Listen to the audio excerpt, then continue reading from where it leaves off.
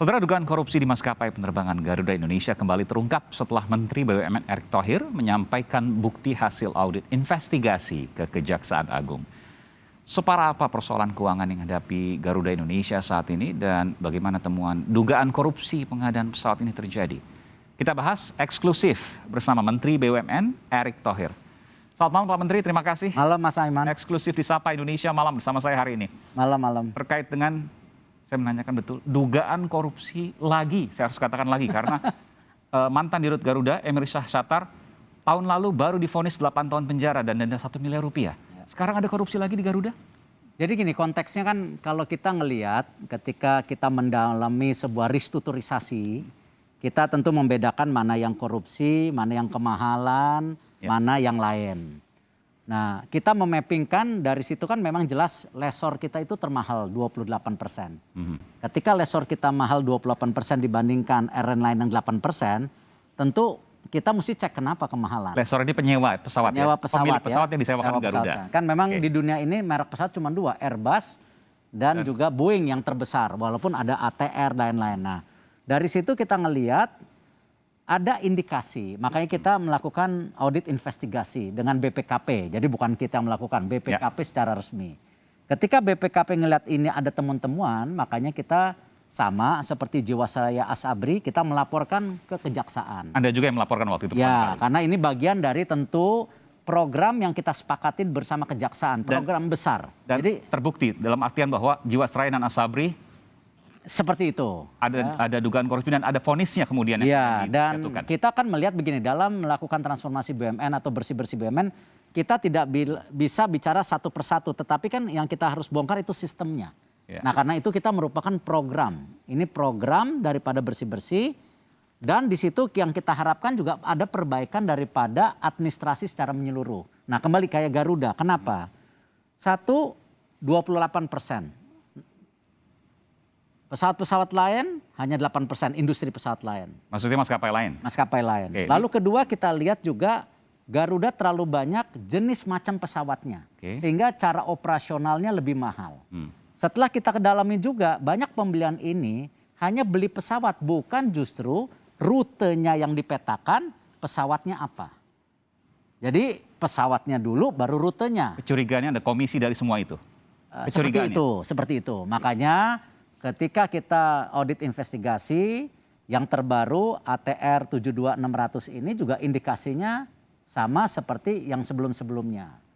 Nah, inilah yang kemarin atau kita juga sudah koordinasi dengan Kejaksaan, makanya Kejaksaan sempat masuk. Nah, hari ini kita resmi memberikan laporan secara audit investigasi. Jadi kalau saya simpulkan secara sederhana, yang pertama nyewanya kemahalan, satu. Yang kedua, nyewanya kebanyakan, terlalu banyak jenis pesawat tanpa mempertimbangkan rute dan sebagainya soal keuntungan. Dan dari dua hal itu, kemungkinan ada dugaan korupsi di dalamnya. Disebutkan tadi, di zaman saya agak terlalu AS atau ES yang disebutkan tadi. Saya gini, kan itu tupoksi Kejaksaan. Kita buka-bukan Pak Menteri. Ya, kalau meskipun melihat tidak perlu dari nama, tapi inisial nggak ada masalah dan tahunnya. Kalau kita ngelihat dari untuk yang ATR 72600 ini itu di tahun 2013. Ya, tapi kalau nanti dari pihak Kejaksaan melihat lebih panjang lagi ke zaman-zaman yang lebih baru ya, itu tentu hak daripada Kejaksaannya. Nah, kita ngelihat juga ada indikasi nanti abis ini bombardir. Nah, ini yang tentu konteksnya mirip-mirip. Ini merugikan juga Garuda? Seperti itu. Tadi disebutkan AS atau ES disebutkan? Kalau yang ATR masih inisial ES. ES, Tadi Pak Jaksa Agung menyebutkan ES ya? Seperti itu. Saya mendengar soal AS, bukan AS ya, saya konfirmasi nih. Yang dari laporan audit investigasi ES. ES, mungkin Pak Jaksa Agung mungkin tadi salah menyebut ya? Pengembangan saya tidak tahu kan, beliau juga punya tim yang sangat detail dalam melakukan hal-hal konteks-konteks seperti ini. Jadi saya tidak mau bicara yang tidak sesuai dengan. Cuma sepengetahuan Anda ES ya, ini saya konfirmasi. Saya bacakan kalau gitu. Apakah ES 2013 dari data saya menyebutkan bahwa Emir Syahsatar. Tentu Anda punya hak untuk tidak mengiyakan nanti. Tapi saya ingin sedikit membacakan hasil dari putusan karena sudah divonis mantan direktur utama Garuda, Emir Syahsatar. Ia diduga menerima uang dari Airbus. Ya, kemudian ada dari ATR yang Anda laporkan ini. Lalu kemudian ada Bombardier. ATR sudah dilaporkan, Bombardier akan dilaporkan, termasuk juga Airbus di sini yang menerima uang dari pihak saya nggak tahu nih apakah langsung atau lewat calo dan lain sebagainya, tapi bahwa ada dugaan korupsi seperti itu. Ya. Jadi pembelian, saya harus katakan pembelian selain dari ATR yang dilaporkan, Bombardier yang akan dilaporkan, pembelian terkait dengan Airbus juga akan dilaporkan. Yang itu kan sudah diputuskan. Ya. Yang Airbus, Rolls-Royce kan sudah diputuskan. Nah, tapi kan kembali tadi yang saya sampaikan, Mas Aiman, konteksnya kan kita mau menyeluruh, kita tidak bisa sepotong-sepotong. Karena jangan sampai kejadian ini berulang-ulang. Ingat, Garuda itu udah sering diselamatkan oleh pemerintah. Sering diselamatkan? Ya kan sebelum-sebelumnya juga memang sudah ada. Boleh tahu sudah berapa yang disuntikan ke Garuda? Saya di zaman itu bukan saya yang menterinya, jadi saya tidak mau balik ke arah Di zaman Pak Erick? sebelumnya. Belum, hari ini kan kita restrukturisasi. Sama sekali belum? Belum, kita baru 2019 mendapat ini. pinjaman kurang lebih kan kemarin 1 triliun saja. Tapi terus kena COVID, jadi makanya makin dalam. Tetapi gini, justru dengan kondisi COVID ini bagus kita menintrospeksi diri seluruh bisnis model yang ada di Garuda maupun di BUMN. Dan itulah konteksnya sejak awal ketika saya masuk, saya bilang kita coba benchmarking dengan negara lain. Contoh Amerika. Amerika itu yang namanya industri pesawat terbangnya fokus di dalam domestik. Kalau kita bicara Continental, United, Southwest, semua fokus di dalam negeri. Nah, kenapa Amerika melakukan itu? Karena marketnya besar. Nah, Indonesia pun menurut keyakinan kami marketnya besar. Kenapa kita justru mesti buka market ke luar negeri yang mungkin kapabilitas kita belum sampai sana. Dan itulah kenapa juga akhirnya terlalu banyak jenis pesawat yang ada mengakibatkan juga operasionalnya mahal. Tetapi yang lebih parah, cost leasingnya atau cost sewanya itu yang jelas-jelas terindikasi ada korupsi. Nah, tapi saya juga tidak mau, juga kan Garuda ini dalam proses PKPU. Yang tadi saya juga dengar laporan daripada manajemen Garuda yang baru, ini PKPU sangat optimis, berjalannya sangat bagus. Ya, karena kita tahu untuk memperbaiki Garuda ini kita perlu ada restrukturasi total. Nah, Philippine Air baru saja baru saja mengumumkan bahwa mereka berhasil merestrukturisasi hutang mereka selama sebesar $2 miliar.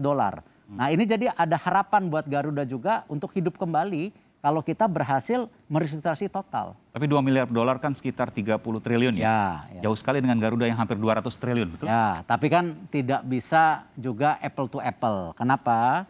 Kalau kita lihat jumlah tadi karir pesawat Garuda itu kan awalnya 200 lebih.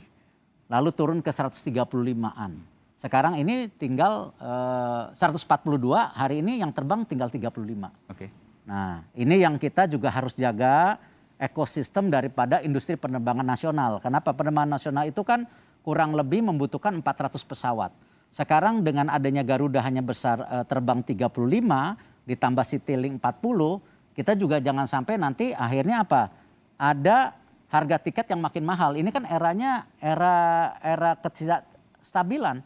Bagaimana supply chain juga di kontainer terjadi, di bahan baku pupuk terjadi. Nah, sama penerbangan pun nanti bisa tiketnya jadi makin mahal. Nah, ini yang kita coba jaga karena supaya apa? Kembali ekosistem daripada penerbangan nasional sehat kembali. Tetapi Garudanya yang kita fokuskan dulu, Citylink masih berjalan dengan baik. Nah, tentu makanya kita lihat juga dengan hal-hal yang harus kita lakukan secara bertahap. Kalau tadi Anda katakan bahwa ada dugaan korupsi di 2013. Tapi kan proses penyewaan pesawat ini terus berlangsung di tahun-tahun berikutnya. Apakah juga ada indikasi korupsi di tahun-tahun berikutnya? Saya tidak mau menuduh tanpa fakta.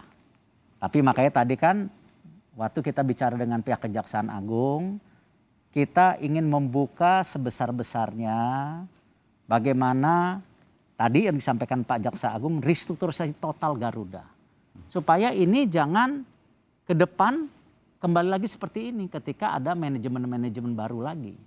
Ini kan terus berulang. Ya.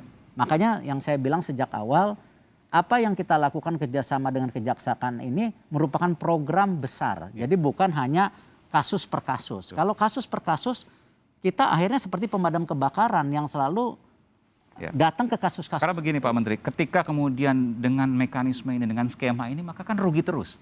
Tapi kenapa kemudian dipertahankan sampai bertahun-tahun? Itu pertanyaan. Ya, itulah yang kenapa sejak awal waktu saya masuk 2019 Desember, kalau kita lihat berita-beritanya, kan langsung manajemen Garuda salah satu yang saya panggil ke kantor BUMN. Coba kalau kita lihat waktu itu. Nah, karena waktu itu, dan gini, dengan perbaikan yang kita lakukan waktu itu setelah kasus penyelundupan motor Harley waktu itu kan kita sempat langsung ganti manajemen. Sebenarnya dengan strategi awal sebelum COVID, Citylink itu udah sehat. Nah, Garuda waktu itu juga menuju baik dengan harga kos yang lebih mahal, harga sewa yang lebih mahal. Artinya apa? Memang market kita ini besar. Nah, cuman kena COVID. Ya, tapi ya kembali kita tidak bisa salahin siapa. Justru ini akhirnya momentum bagus merestrukturisasi total daripada Garuda itu sendiri gitu. Meskipun juga secara operasional kita harus akui Garuda sedang tengah kesulitan. Ya. Dan ada isu Garuda akan dipilotkan oleh pemerintah, termasuk oleh Kementerian BUMN. Benarkah itu? Nanti kita akan menjawab selepas jeda. Jangan dijawab dulu Pak Menteri. Kita akan kembali saat lagi saudara. Tetaplah bersama kami di Sapa Indonesia Malam. Eksklusif bersama Menteri BUMN, Erick Thohir.